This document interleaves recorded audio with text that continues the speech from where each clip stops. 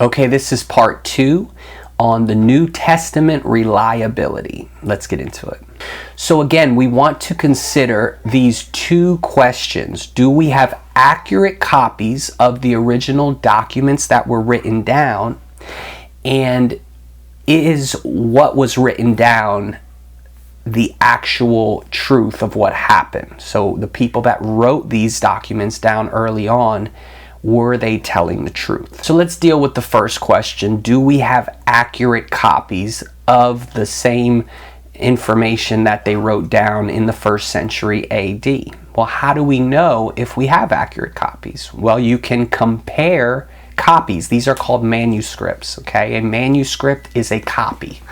So if we have a lot of copies from different time periods, right, then we can compare those copies and see whether they changed in their main ideas, or did the early writings have Jesus as the Son of God, or did they not have him as the Son of God, right? If they changed over time, then we can't trust them.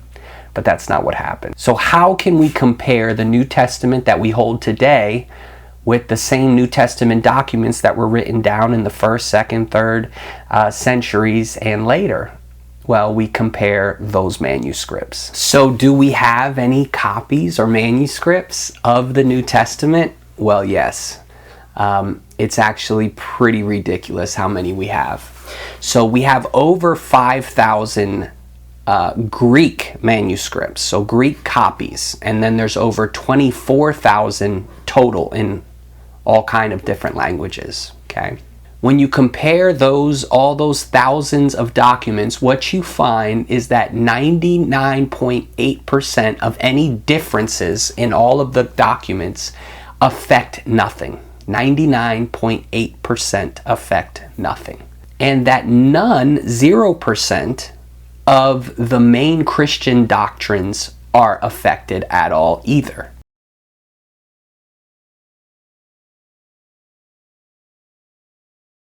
So differences could be one copy of the manuscript may say Jesus went up on a mountain.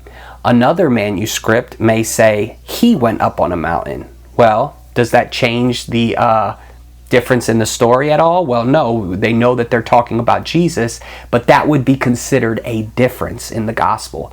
There's different ways to spell John, different ways to spell Mary, right? These are all differences in the gospel, but they don't affect the core doctrine in any way at all.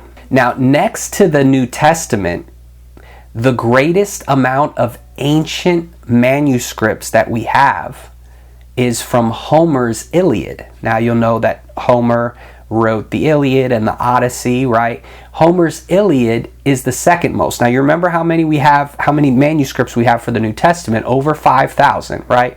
Well, how many do we have for the second most amount of manuscripts? Around 650. Okay, so it's not even close as far as the amount of manuscripts that can be compared to determine whether they are authentic or not. The second most is far, far below it. And so that is how, of course, we can compare all of those documents to see whether they were accurate, to see whether what we are holding today is the same as the documents that they were reading 2,000 years ago.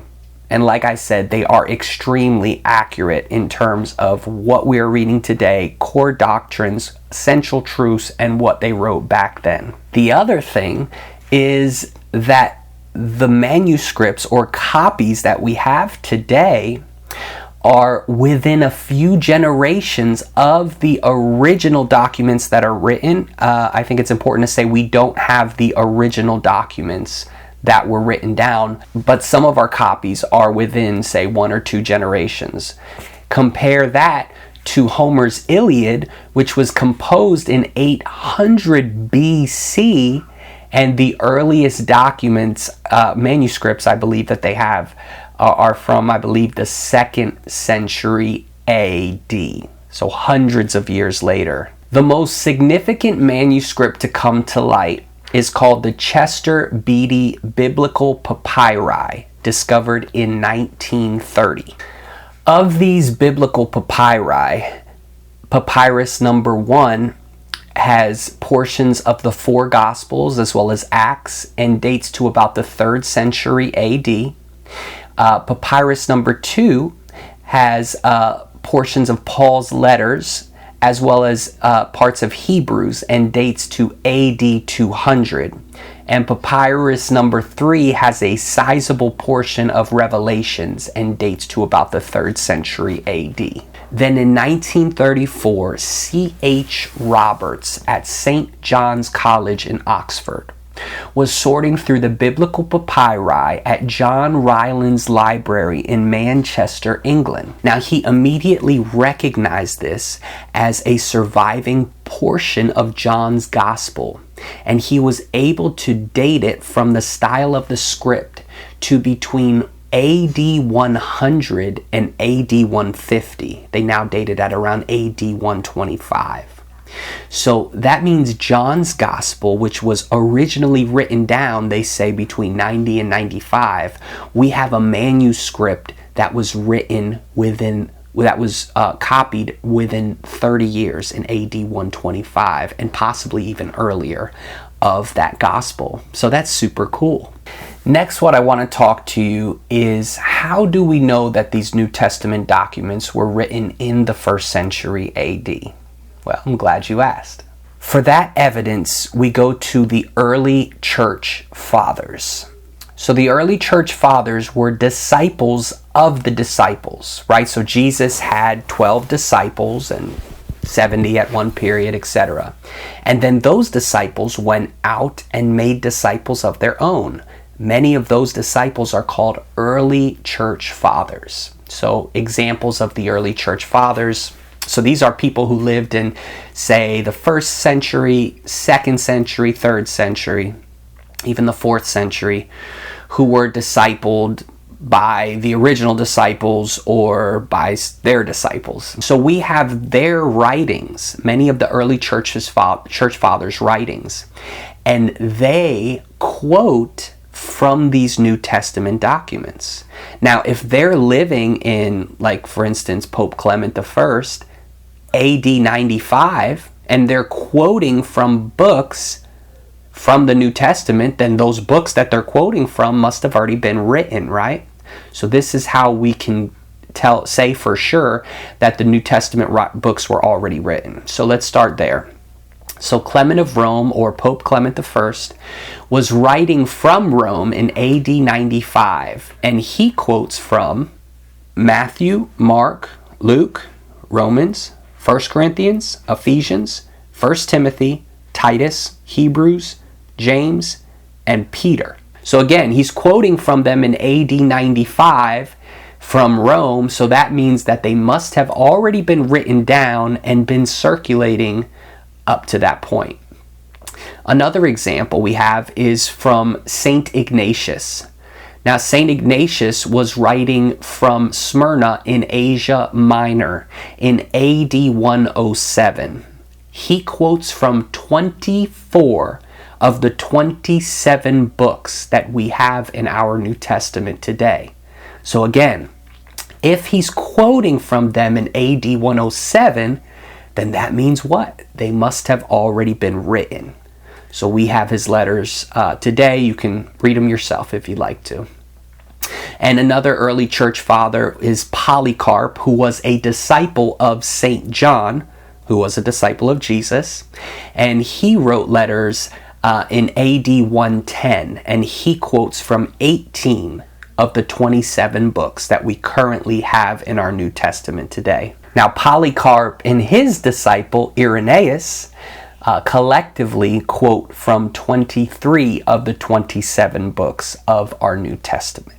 These early church fathers were quoting from these New Testament books because they were already written, and further, they were authoritative already within the church. Now, since Clement was in Rome and Ignatius and Polycarp were hundreds of miles away in Smyrna, that also shows that the books must have been written much, much earlier in order to circulate that far. The second question we need to address is, do these documents speak the truth?